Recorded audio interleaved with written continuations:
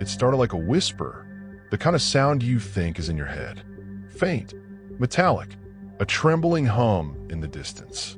No one on the coast that night knew it was the sound of the sky tearing open. At 11:47 p.m., the stars over the Pacific shifted. Not like clouds moving, not like the slow arc of the planet. They bent. The whole horizon warped, like heat rising from asphalt. Then came the light. It was not warm like sunlight or fierce like lightning. It was sharp, white-blue, painful to look at. It spilled over the water, turning the waves into sheets of glowing glass. Something pushed through that light. Enormous, smooth, perfectly silent. Its surface wasn't metal. It wasn't rock. It was wrong. I couldn't hold it in focus. You looked, and your brain kept trying to rewrite what you saw. I was standing on the old boardwalk, my coffee going cold in my hand. The salty air had turned heavy, dense, like breathing syrup. The hum of my bones grew stronger. I wanted to run. Every instinct screamed leave. But I stayed. I watched. The object stopped about a mile out over the waves. No wings, no engines, no exhaust. It hung there, perfectly still, like the ocean and the sky both belonged to it. Then, the underbelly of the thing opened. Not like a door, more like skin peeling back. 3 smaller shapes detached, each the size of a house. They plunged into the black water below without a splash. The surface hissed, boiling for a moment. And then, silence again. I didn't move for a long time. My breath sounded too loud in my own ears. The boardwalk creaked under my weight, but the ocean stayed dead still. Half an hour later, the lights in the town behind me began to flicker. Then they went out. A wind I couldn't feel roared somewhere far out to sea. The ground trembled, subtle but deep. By dawn, every fishing vessel in the area was missing. No debris, no mayday calls, just empty ocean. The news called it a rare, seismic event. Some scientists claimed it was methane burst from the seafloor. I wanted to believe them, but methane doesn't hum your bones. It doesn't make the stars bend, and it sure as hell doesn't look back at you. Because as the first light of morning touched the waves, I swear I saw movement far out near the horizon. A shape, tall, thin, watching, and for a second, it moved its head. The days after the incident felt wrong in ways no news anchor could explain. The air along the coast held a strange taste, faint but metallic, like a penny pressed on your tongue. The fishermen who survived, those who'd stayed in harbor that night, said the water was too still now. No gulls circled overhead. No dolphins broke the waves. The ocean had gone silent. I kept telling myself maybe it was in my head, but then I noticed the dogs. Every single one in town stopped barking at night. Not quieter, not tired, just silent. Even strays that normally fought over trash disappeared. 3 days later, the military showed up. They rolled in at dawn. Convoys of unmarked trucks, armored vehicles, and men in dark uniforms with no insignia. They sealed off the entire shoreline for 20 miles in both directions. Fences went up overnight. Locals were relocated to motels inland. Nobody resisted. We all saw the ships that first night, even if we didn't talk about it. I stayed because I worked at the old Marine Research Station on the edge of town. It had been abandoned for years, but I had the keys. I told them I was just a caretaker for the property. They didn't bother to check. From my office window on the second floor, I could see the water. Every night, I sat there with the lights off, watching, waiting. On the 5th night, they returned. It started with the hum again, so faint I thought my heart was making the sound. Then the horizon lit up, that same cold blue-white burn. The huge shape was back, sliding across the sky without a ripple of wind. But this time there were more. 3 massive vessels drifted over the ocean like dark moons. Their undersides pulsed faintly, not with light but with something thicker, like liquid shadow leaking out and hurling into the sea below. The military opened fire almost instantly. From the north end of the beach, artillery thundered. Bright streaks of missiles tore across the sky, leaving glowing trails. They all hit. They all vanished. The ships didn't even move. I had expected an explosion, or at least the sound of impact. Instead, the weapons just dissolved into the ship's surfaces like rocks sinking into water. And then the retaliation came. It was not loud, no flashing lights, just a single beam of pale green light from the lead vessel, sweeping across the shore like a searchlight. Everything it touched, vehicles, fences, people, froze in place for 2 seconds. Then they collapsed into fine gray powder.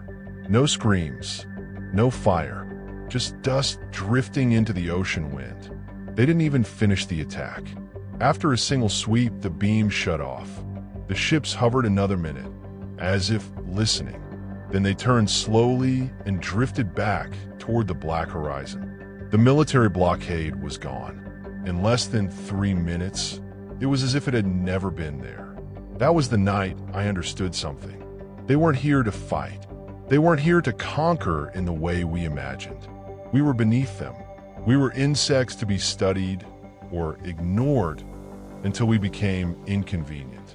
I didn't sleep for the rest of the night, and as the first hints of morning lit the sea, I saw it again. That tall, thin figure standing far out in the water. Closer now, its head tilted, still watching. By the time the third week came, nobody pretended it was natural anymore. Even the government briefings stopped saying unknown atmospheric events or seismic disturbances. They just said nothing. Total silence. It was almost worse than the lies. The shoreline remained empty. No patrols, no soldiers, only the fences, rusting already under the salt air, and the signs warning people to stay away. Hazardous contamination. No entry by federal order. The lies still clung to the metal, but the sea didn't care. From my office window at the old research station, I kept my vigil. I wrote down times. I recorded weather. I sketched the ships when they appeared, over and over, trying to capture their shape. It was impossible. Even when I stared at them, my mind kept slipping. The lines bent, angles dissolved. It was like looking at something reflected in black water, always shifting, never clear. But one night I noticed something new. The hum wasn't random. I'd been recording it without even thinking, leaving my phone on the windowsill while I slept. When I played it back and sped it up, I heard a structure, a rise, a fall, a pause. Then again, the same sequence. I compared it across different nights. It wasn't always there, but when it was, the ships always arrived within minutes. And when it wasn't, nothing happened. It wasn't a sound. It was a signal. I sent my recordings to an old friend, Marcus Vance. We'd studied together years ago, before he joined the Navy as a sonar tech. I told him it was just an odd acoustic anomaly from the deep. He didn't believe that for a second, but he agreed to run it through his old analysis software. His reply came 2 days later. A single text. This isn't human. Also, it's not random. Call me. When I did, his voice was lower than I'd ever heard it. It's not sound, not really. It's a pulse riding inside an infrasonic carrier, below what you can consciously hear. But here's the weird part. When I shifted the frequency into the audible range, it sounded like language. Not speech like ours, but structured, repetitive, purposeful, like orders. I asked. He hesitated. Maybe, or maybe just coordination. That word stuck in my head. Coordination. It meant there was more than one mind at work. And that meant they weren't a single, perfect machine. They could be disrupted. That night, I stayed at my desk until 3 a.m., going through the recordings again. Somewhere between exhaustion and obsession, I noticed something I'd missed before. In the minutes after the signal ended, but before the ships appeared, there was always a faint distortion in the static. Like a reply. It wasn't coming from the ocean. It was coming from the shore. Someone or something here on land was talking back to them. I couldn't sleep. Every time I closed my eyes, I heard that hum buried deep under the bones like a heartbeat that wasn't mine. Marcus's words kept looping in my head. Structured, repetitive, purposeful. It meant the aliens weren't acting blindly. It meant someone or something was answering them. And the answer wasn't coming from the water. I sat in the dark, headphones on, scrolling through hours of audio on my laptop. The pattern was always the same. The hum, silence, then something else. At first, I thought the reply was just static, but when I amplified it and slowed it down, there it was. A sound different from the hum. Sharper, almost human.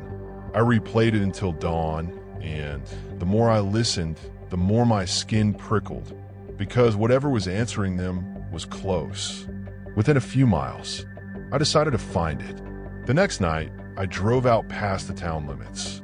No streetlights out here anymore. No traffic. The asphalt had a thin layer of sand on it, blown in from the dunes. Every turn felt like the road was dissolving into the dark. I parked near the cliffs, killed the engine, and just listened. The ocean was a black wall below me. No waves, no wind, only the sound of my headphones, fed live from the small parabolic mic I'd set up. At 1:13 a.m., the hum started. My pulse jumped. I forced myself to breathe slowly, count the beats, wait for it. 2 minutes later, it came, the reply. It wasn't in the water. It was coming from inland, faint but clear. 3 short bursts, 1 long, 2 short. Not random, not an echo. Someone was talking back. I followed it. Not directly. I didn't want to spook whoever it was. I just kept driving in slow arcs, parking, listening, then moving again. Each stop, the signal grew stronger. Finally, it led me to the edge of an abandoned airfield. The old chain-link fence sagged under its own rust. The hangars beyond were dark, windows boarded. But one, just one, had a faint red light leaking from a crack in the door. I killed my lights, crept closer on foot. The gravel crunched under my boots like it was screaming my position. I stopped every few steps listening. The hum was fading now, but the reply was stronger here than anywhere else. When I reached the hangar door, I saw it, a small dish antenna set up inside, pointing straight out toward the ocean. Cables snaked back into the dark interior. That's when I heard a voice behind me. "You shouldn't be here." I froze. The tone wasn't angry. It was warning. I turned slowly. A man stood there, maybe in his late 50s. Tall, broad-shouldered. His clothes were plain, jeans, a gray jacket, but his eyes were sharp, assessing. "Who are you?" I asked. He didn't answer right away. Instead, he stepped past me, shut the hangar door behind him, and locked it with a heavy latch. Then he looked at me like a man weighing whether to trust a stranger with something dangerous. "You've been listening," he said. It wasn't a question. I nodded. "You've been tracking the signal," he continued. Again, not a question. "Yes," I said, "and I know you're the one answering it." Something flickered in his eyes then, the faintest hint of respect. "My name's Kepler," he said finally, "and I'm not answering them." He stepped closer, lowered his voice. "I'm jamming them." Kepler didn't talk fast. He spoke in measured pieces, like each word was a tool he was checking before handing it over. We sat in the back of the hangar at a battered workbench littered with circuit boards, wires, and coffee mugs stained to the bone. The air smelled like old oil and dust.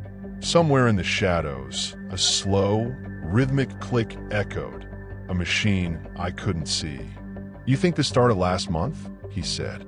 He didn't look at me when he spoke. His hands were busy, soldering a component onto a small black box. "They've been here longer than you've been alive. Longer than I've been alive, probably. But they weren't bold about it before. They watched from far out. Sent probes. Took samples. The word samples hung in the air like a bad smell. Why now? I asked. He put the soldering iron down, finally looking at me. Because they think we're done. Done. Soft. Distracted. Easy to move past. They've been testing us for years. Not our weapons, our will. How much we'll tolerate before we push back. I frowned. And you've been what? Talking to them. I got a dry laugh out of him. No, you don't talk to something like that. You interrupt it. You make the line fuzzy so the orders get lost in the noise. That's what I do. He stood and walked over to a heavy tarp draped in the corner. We pulled it back, my breath caught. Underneath was a rack of strange-looking equipment.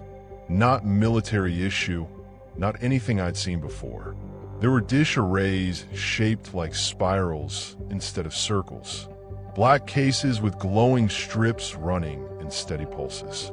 And at the center, a console covered in dials and analog meters, needles twitching in the dim light. This is all scavenged, Kepler said. Bits of Cold War tech.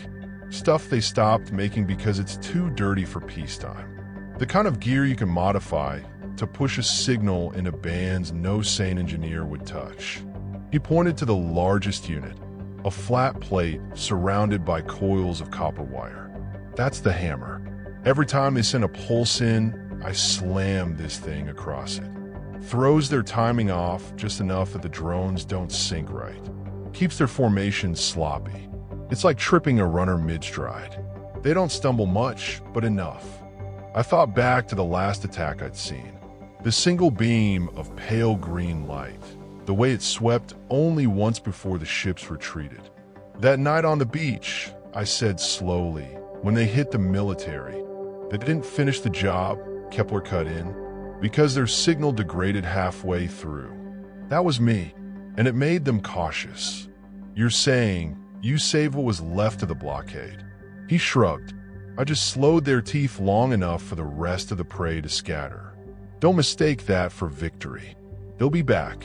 We sat in silence for a while, the hum of the machines filling the air. Finally, I asked, have you found anything we can use against them? Anything that actually hurts them? Kepler's jaw tightened. His eyes drifted to a metal cabinet bolted to the wall. For a moment, I thought he wouldn't answer. Then he stood, walked over, and unlocked it. Inside was a single object, wrapped in layers of lead foil. He sat on the table and carefully peeled the layers back. It was a shard, black, glassy, with edges too sharp to be natural.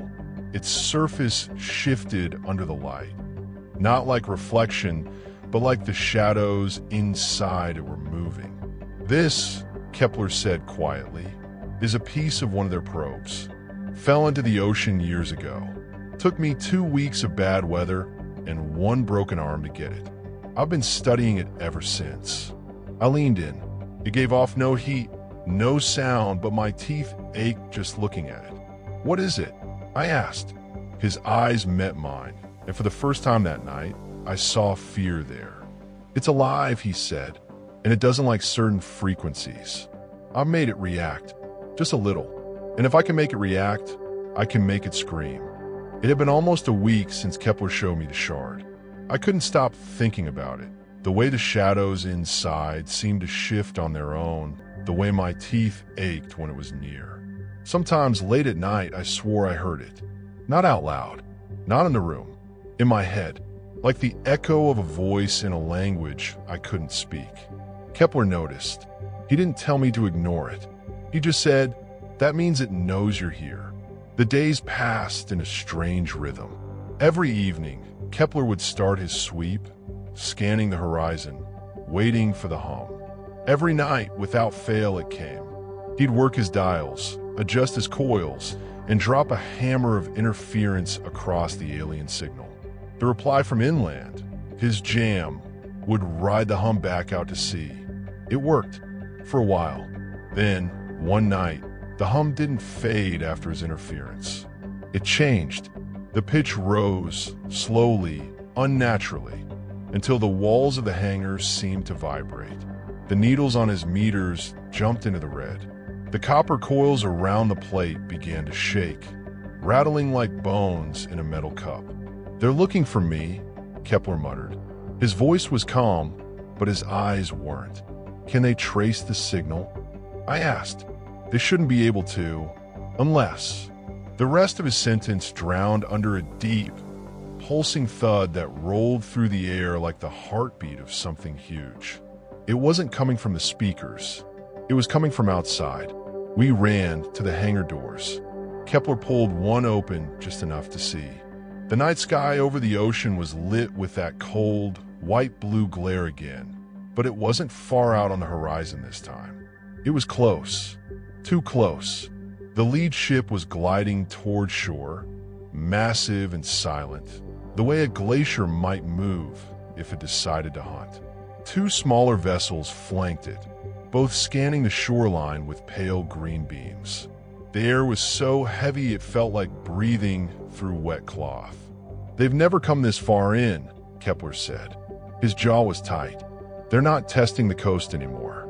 They're testing me." He moved fast then, flipping switches, rerouting cables, slamming the big plate's coils into a tighter spiral. "This is going to burn the equipment," he said, "but maybe it buys us time." The hum outside grew sharper, cutting into the skull like a blade made of sound.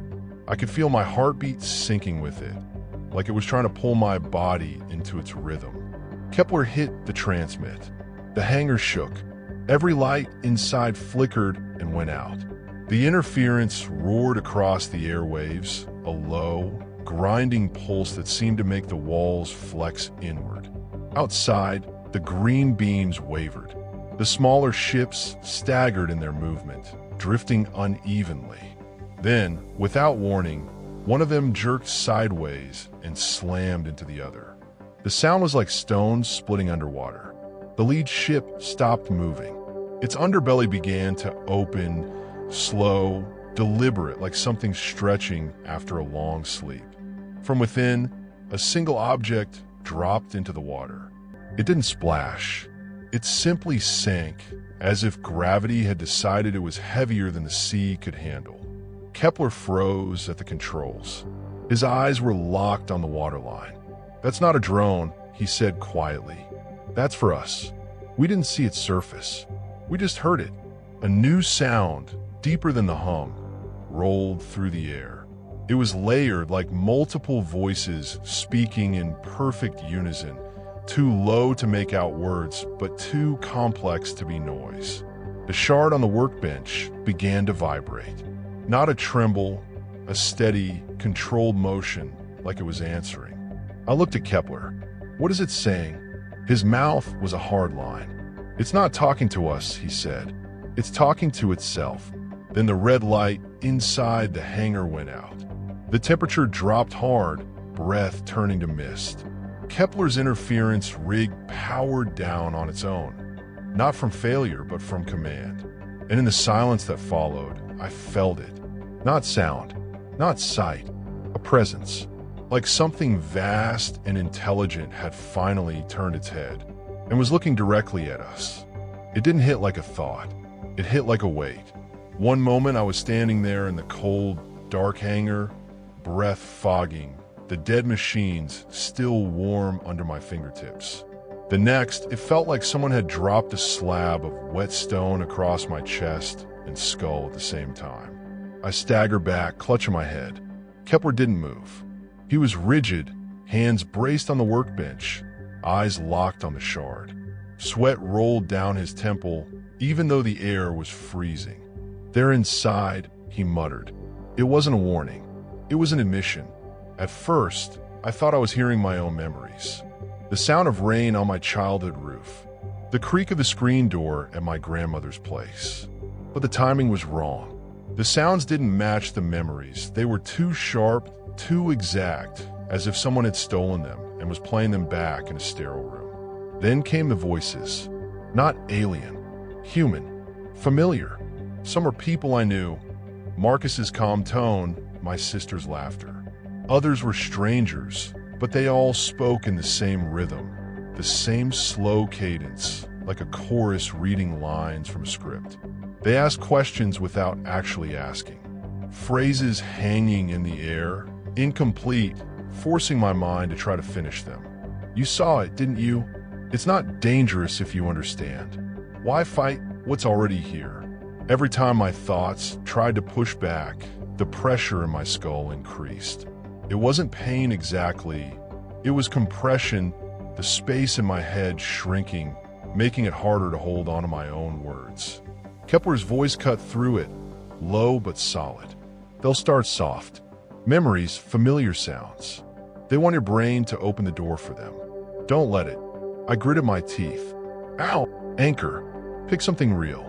Something only you know. Hold on to it until they break off. I tried. I thought about the scar on my left hand from falling off my bike when I was 8. The smell of the old pine wood shed my father built. The way the boards creaked in the hallway of my first apartment. The pressure wavered. For a second, I felt my lungs fill properly again. Then the voices changed. They stopped pretending to be familiar. They became theirs. It wasn't a sound you could record. It wasn't heard with ears. It was felt, sharp, angled shapes pressing against the softest parts of thought. I couldn't tell if the words were long or short, because they didn't use time the way we do. But the meaning bled through in flashes. Identify, interfere, remove. The shard on the workbench pulsed with each thought shape, a heartbeat out of sync with my own. Kepler moved suddenly, slamming a copper clamp onto the shard. A cable ran from it to one of his smaller transmitters, which was still running on backup power. He twisted a dial hard to the right, and the whole hangar filled with a grinding metallic roar, the sound of 1,000 nails dragged across 1,000 chalkboards, pitched so low it made my ribs ache. The shard convulsed. The pressure in my skull broke like a wave pulling back from the shore.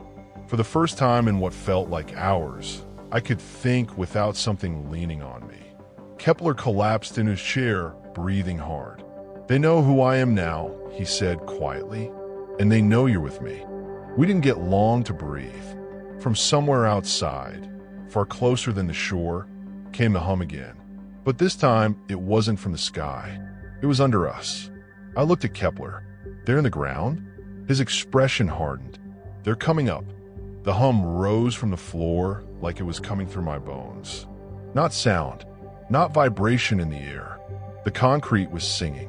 Cracks began to crawl across the hangar floor, thin, hairline fractures at first, but growing, spiderwebbing outward from a single point near the center.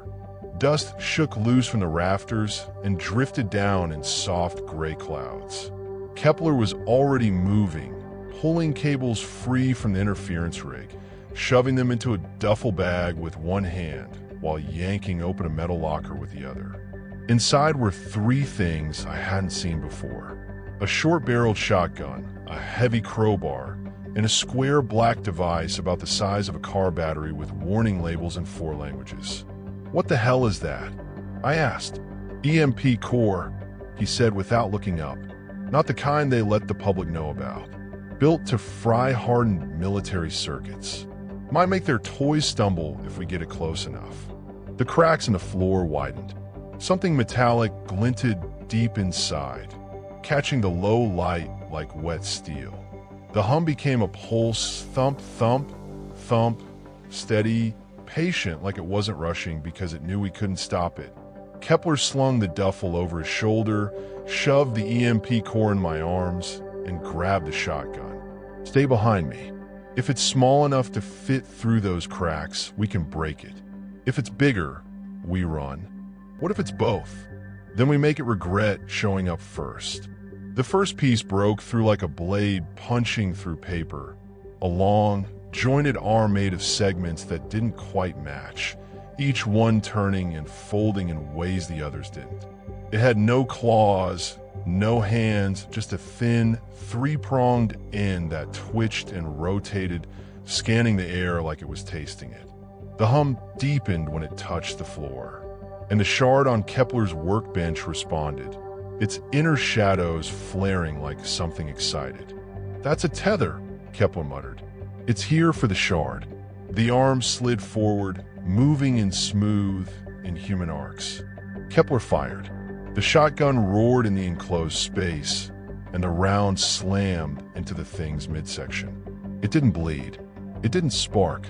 It just absorbed the impact, like the metal had turned to liquid for a moment before snapping solid again. Yeah, Kepler growled, pumping the shotgun. I figured that was too easy.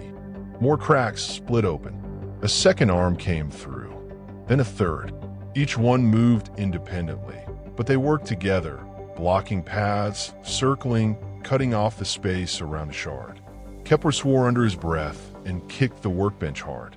The shard slid across the surface into his free hand.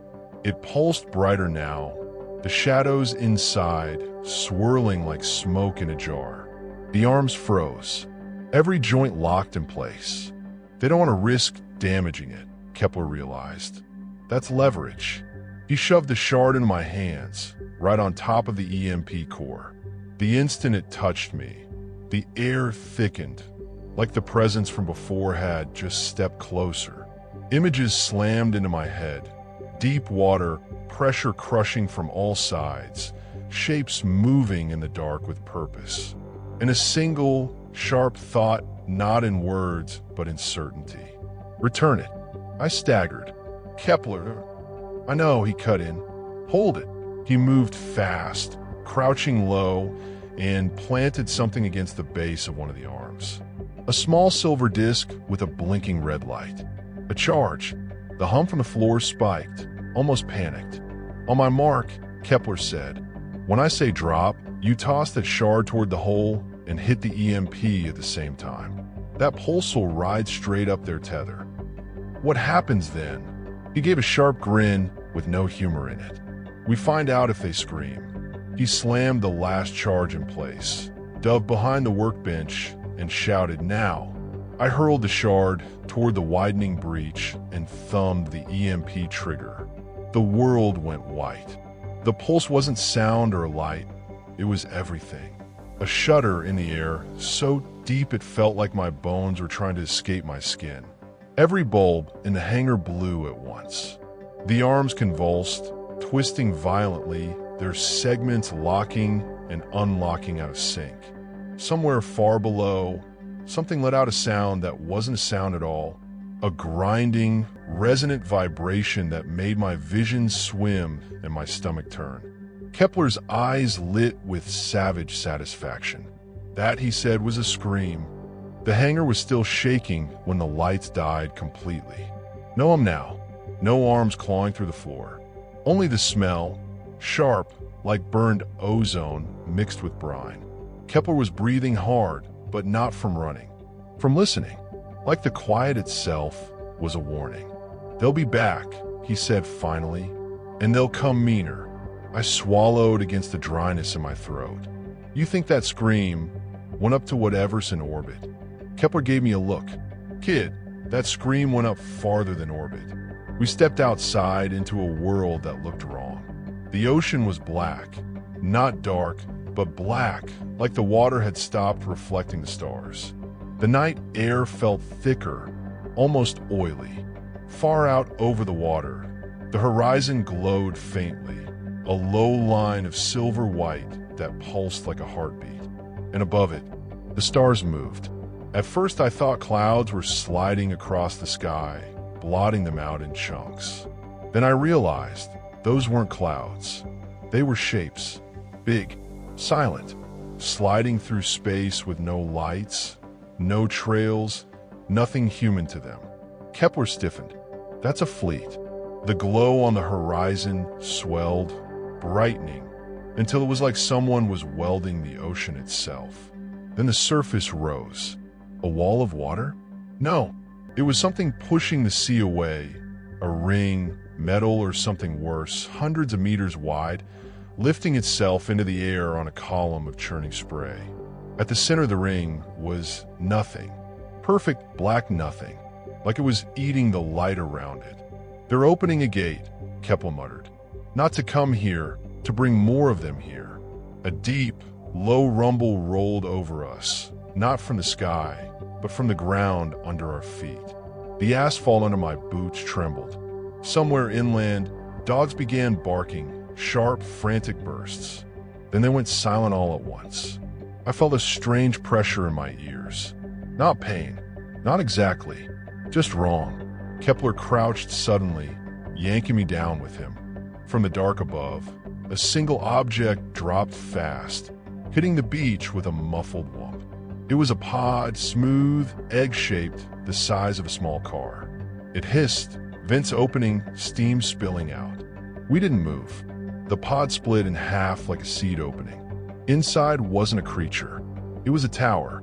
A slim, metallic spire telescoping upward, unfolding plates, snapping struts into place, growing taller with each smooth extension. At its peak, something like an eye swiveled, humming softly. Light rippled outward from it, a faint, invisible shimmer that you could only see when it passed over the ground, making pebbles dance. When it touched my skin, my teeth ached. "They're mapping," Kepler said, his voice low. "Scanning for the shard. And for us." The shimmer passed over the hangar. The tower's eye rotated, locking onto it. Kepler's jaw tightened. "They know we hit them." From farther down the beach, another pod landed. Then another. Within minutes, there were 6 towers, each unfolding, each sweeping that shimmer across the land. "They're planting a net," Kepler said grimly. "Anything in it, they'll take. Doesn't matter if it's human, animal, or air itself." We backed away slowly, but the shimmer kept sweeping wider, faster, until it overlapped itself like layers of rain. Then the tower's hum shifted pitch, low to high, high to low, and I realized they were talking to each other. The shard in Kepler's duffel answered. It didn't glow this time. It pulled, like gravity, but sideways, toward the nearest tower. Kepler grabbed the bag tighter, but his feet slid in the sand. "They're trying to take it without touching us," he said. "Can they? Not if I blow the damn thing first." He dropped to one knee, unzipped the duffel, and pulled the shard into his hands. The instant it left the bag, the shimmer from every tower converged on it, bending, warping the air. My vision tunneled, edges darkening. Something in my head whispered, not words, but command. "Return, return, return." I reached for it without meaning to. Kepler's grip snapped my senses back. "Don't!" He slammed the shard into the EMP core. Not to trigger it, to wire it directly. "EMP was round 1, he said, working fast. "This is going to hurt them worse than us." The tower's spiked into a sharp whine. Out over the water, the giant ring flared, its center growing wider. More shapes moved behind it, waiting to come through. Kepler twisted 2 wires together, looked at me, and said one word. "Run." I ran. Behind me, there was a sound like the ocean collapsing into itself. Light exploded across the beach. The hum of the towers became a shriek that made the sky vibrate. And when I turned back, the towers weren't there anymore. The beach was empty, silent, too quiet after the chaos. Kepler and I ran through the sand, breath ragged, heartbeats pounding like war drums in our ears. Behind us, the air shimmered with heat and tension. Above, the giant ring in the sky hung like a black scar, a wound threatening to spill open. But it wasn't alone. The fleet had come, hundreds of dark shapes blotting the stars, closing in like a shadow swarm. "We can't keep running," Kepler said, voice grim. "It's time to fight." Back at the hangar, he pulled out what he'd been building in secret, a weapon unlike any I'd ever seen. It looked almost organic, dark metal woven with fibers that pulsed faintly, humming with power. He called it the resonator. "It's tuned to the shard," he explained, "but it uses human tech. Radio waves, magnetics, stuff they can't predict. If we can amplify the shard's reaction, we can make them scream louder. Louder enough to bring down their fleet." We worked fast, setting up the resonator on the highest cliff overlooking the ocean. The waves crashed below like distant thunder. The shard sat in its cradle, shadows swirling inside like trapped storms. Kepler adjusted dials, monitoring every frequency. The night was alive with electric tension, a battle we couldn't see yet. Suddenly, the sky shattered.